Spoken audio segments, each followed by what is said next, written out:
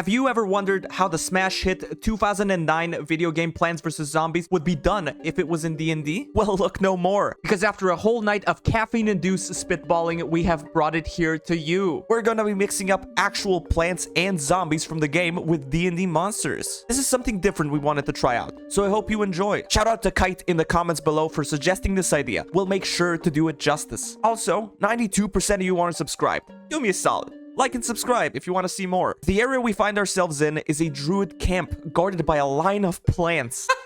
The first wave that is attacking will be a horde of zombies rushing in at a very outrunnable speed. A brief overview of some rules that we've made. Number 1, the plants from the first wave cannot move and they may only shoot in a straight line. Number 2, the zombies may only move forward in a straight line. Number 3, every couple of rounds we will be sending reinforcements from either side, up to 3 waves, with a bonus meme reinforcement wave at the end. You're gonna want to see what we cooked up for this one. The fight started off with the first wave of zombies being deployed in order to stomp out some plants. The plants, although being unable to move, still beat them in initiative. The plants letting loose a volley of their little blobs hit a total of 18 blobs out of their 20 shots, taking out 2 zombies and damaging another. The zombies charged towards the middle river. I think they'll be here in about 3 business days. Another volley was sent, with 14 attacks hitting, and 3 more zombies were eliminated. The zombies painfully approached again, and then it was time for us to send out our first wave of reinforcements. From the plant side came 4 owlbears, and from the zombie side came 4 vampire kobold spawns. You all asked in the Lich video, but where are the Lich's minions? Well, here they are, attacking a druid forest. 15 blobs were landed by the plants, taking out 3 more zombies, and the owlbears rushed forward in an attempt to protect the plants. The kobolds also rushed forward, but we came to a conclusion. They can't cross running water, so they had to hop and flank from the south to get to the enemy. The zombies finally made it to the plants. Minus an action needed to actually hit them, but they are there. Half the plants fired with disadvantage, and nearly all of them hit again.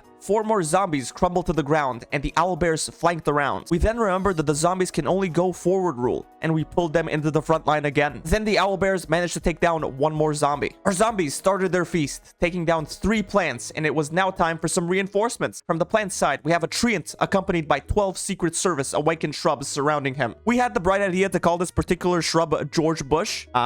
Zinger. From the zombie side were 2 frost giant zombies. The treant walked up and awakened another tree. This one is not as smart as the original treant and only able to use its slam attack. The plants ended up taking out nearly all of the zombies, leaving the last wave on its last legs. The squad of owlbears finished off the first wave of zombies and went on to the vampire kobolds, dealing a bit of damage to them, but they have resistance to non-magical damage. Since this is nighttime, the kobolds regenerated 10 health at the start of their turn. That, combined with their vampiric bite, it's looking pretty grim for the owlbears' chances of winning this engagement. They retaliated, taking a good chunk out of the owlbears with their pack tactics helping them. The tree and Secret Service moved up, catching 1 awakened shrub on fire in the process, and missing a rock throw. One of the frost giant zombies moved forward and got into a slug-off with the treant, while the other one tried to freeze the owlbear for a boatload of damage, but it actually succeeded in its save. The owlbears did a bit of damage to the kobolds, but it was already looking pretty grim because the kobolds were going to heal nearly all of their health from the start of their turn and hitting the owlbears with their bites. It was time for reinforcements. Everyone, meet Tumble Turner, a sentient tumbleweed with a cowboy hat and a gambling problem. Be nice to him. He got word his favorite casino in the forest was getting invaded and was like, I ain't letting no zombie come gamble with me. Their skin's peeling off. They're gonna stink up the place. And we're using the Abjure stats for him. And from the zombie side, we have the headless horseman riding in on his trusty glowing steed. He galloped forward and took some blob shots from the plants that were readying their attacks for anything that came in front of them, taking 15 damage. He rode to the owlbear and dealt 21 damage with his Vorpal longsword. The frost giant zombies unleashed their attacks, taking out 1 owlbear and bruising a treant in the process. Our owlbear squadron, now a bit surrounded, unleashed their attacks with little hope to take anything else out, with 1 more of them falling to the kobolds' retaliatory attacks. Tumble Turner moved up, and after getting rid of his gambling withdrawal shakes, he came up with a phenomenal idea to force wall the vampire kobold spawns, taking them completely out of the fight as long as his concentration remained, pushing 1 kobold in and 1 owlbear out. The treants ended up taking a good chunk out of the frost giant zombies with a combination of slam and rock attacks, while the line of plants managed to land 7 more damage onto the southern frost zombie. The frost giant zombies nearly decimated an owlbear and took a chunk out of a treant as retaliatory attacks. The headless horseman then galloped forward and decapitated the owlbear in passing and started rushing towards Tumble Turner, looking to kick him to the winds in order to make him lose concentration. The kobolds could only regenerate regenerate their HP on their turns, but other than that, they were completely useless for the time being because of the force wall. Tumble Turner pulled out his magical revolver from deep within his tumbleweed branches and shot a 7th level magic missile towards the headless horseman, dealing 37 force damage to him and falling back. The Treant chunked the North Frost Giant zombie with a slam, and the Secret Service moved to intercept the horseman, missing a rock throw. Frost Giant zombies took out the last owlbear and went to take on the plant front line, taking 24 damage but taking out another plant. The headless horseman rode by the plants, taking no opportunity attacks, but threw his jack-o'-lantern at Tumble Turner with the intent to stun him, but was unsuccessful as Tumble Turner casted shield on himself, making it bounce off. Tumble Turner retaliated with a 5th level cone of cold, dealing 51 cold damage to the horseman as he failed his saving throw. The Treant went past his Secret Service to pursue the horseman and landed 2 slam attacks, dealing 35 more damage as the Secret Service also surrounded the horseman, dealing a tiny bit of damage more. The horseman rode by the trees and made 2 attacks towards Tumble Turner, landing a crit and a hit, dealing 43 damage to Turner, but not having a head, Turner only took extra damage. The concentration check was successful, and Tumble Turner maintained concentration on the wall of force. With a 4th level magic missile, Tumble Turner took out the headless horseman, coming out on top of this wave. Our bonus reinforcements have arrived. On the plant side, we have General George Washington. This is so stupid. He was chopping down his cherry tree when he heard word of undead trying to desecrate the forest where he was welcomed by the druids. So he thought to teach them a lesson with some patriotic firepower. On the zombies' turns, we have Casper, the friendly ghost. He heard his friends were getting evicted from the forest, so he thought he'd be a good friend and help them take down their evictors. The Treant reformed his Secret Service and moved up, grievously wounding a frost giant zombie and missing a rock throw. On George Washington's turn, he whipped out his musket and fired 3 shots, eliminating a frost giant zombie. We then figured out that due to the Treant's resistances not working on slashing damage, it should have been dead a long time ago. So we refilled some of the frost giant zombie HP to account for it. Casper charged forward, flying over the water and ruins, while Tumble Turner, not wanting to catch anyone with AoE spells, casted mage armor on himself and stood behind his longtime friend, General Washington. The Treants dealt some more damage to the zombie, and General Washington sounded his bugle, charging towards the zombie and shooting him 3 times, dealing 34 damage and healing Tumble Turner with his inspiring words for 13 health. The frost zombie landed 48 damage on Washington, and Casper kept on his pleasant charge towards the back line of plants. Tumble Turner then casted a 4th level magic missile, dealing 33 force damage to Casper, and George Washington landed 5 shots with his action surge for 18 more damage. Casper then hovered up to Tumble Turner and did a terrifying moan, frightening him and dealing 42 damage, also making him drop concentration on the wall of force. The kobolds, being freshly released and healed up now, moved up and assaulted the Treants and plants, taking out 3 shrubs, one of them being, unfortunately,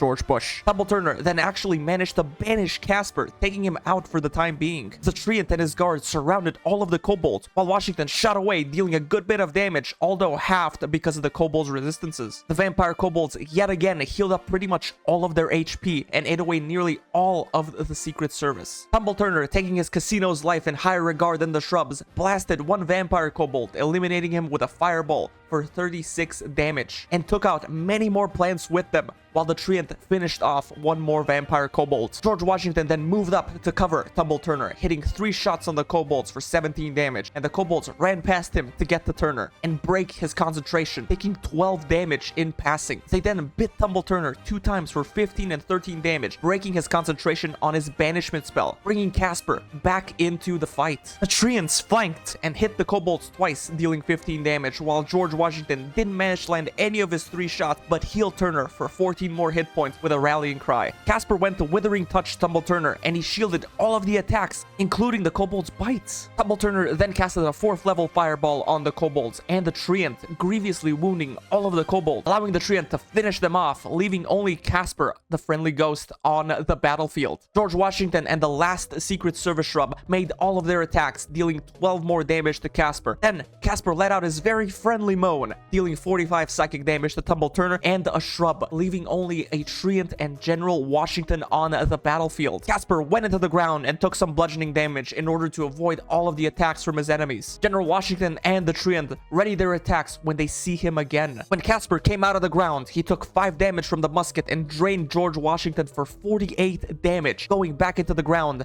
dodging an opportunity attack and taking 3 more damage from being inside the stones. Yet again, coming out of the ground to make more attacks, Casper took a rock from the treant straight to the face and dissipated, leaving the plants to be the victors of this encounter. GG's. George Washington then honored the treant with a medal for his work in the fight and made a moment of silence for the fallen plants on the battlefield. Thank you for watching this absolute madness. This is a different type of video we thought to try out, and hopefully you had as much fun watching as we did playing. Be sure to subscribe if you enjoyed the video, and to whoever is still watching, you get a medal from General Washington. Have yourself a good one.